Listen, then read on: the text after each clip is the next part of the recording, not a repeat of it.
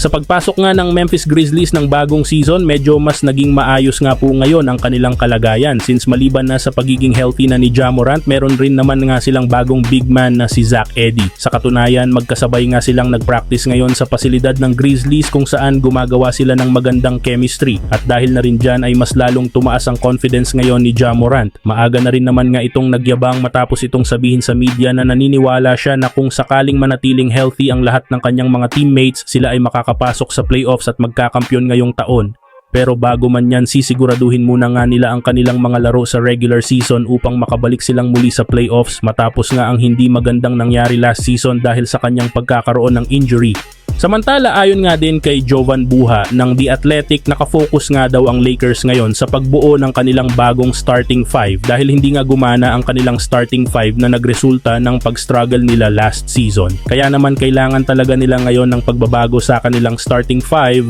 Sa kataunayan, una na nga sa kanilang option ay si Jackson Hayes na sa kanilang dating starter na sina D'Angelo Russell, Austin Reeves, LeBron James at Anthony Davis na ibabalik sa pagiging power forward upang mas maipakita nito ang kanyang tunay na potensyal. Maaaring naman maging legit na contender ang Lakers sa susunod na season kung makuha nila si Miles Turner mula sa Indiana Pacers. Sa iminungkahing trade ng isang NBA analyst, ibibigay ng Lakers sina Rui Hachimura, Jackson Hayes at isang 2031 first round pick kapalit ni Turner. Ang trade na ito ay maaaring magbigay ng malaking benepisyo sa Lakers. Si Turner na may kakayahang magbigay ng floor spacing at shot blocking ay magiging sentro ng Lakers na magbibigay daan kay LeBron James at Anthony Davis na makapag-operate at makapag-drive sa basket ng mas malaya. Magiging mas maginhawa si Anthony Davis na maglaro bilang forward, isang papel na hindi niya ganap na nagawa noong siya ang sentro. Si Miles Turner ay nag-average ng 17 points at 7 rebounds noong nakaraang season at magiging pangunahing rim protector ng Lakers. Dahil nasa huling taon na ng kanyang kontrata, kung maganda ang kanyang performance sa Lakers, maaaring bigyan siya ng bagong kontrata sa hinaharap. Kung pipiliin niyang maging free agent pagkatapos ng season, tiyak na makakabawi pa rin siya sa Lakers sa loob ng isang taon na maaaring magbigay sa kanila ng malaking tulong para maging mas malakas na contender sa playoffs.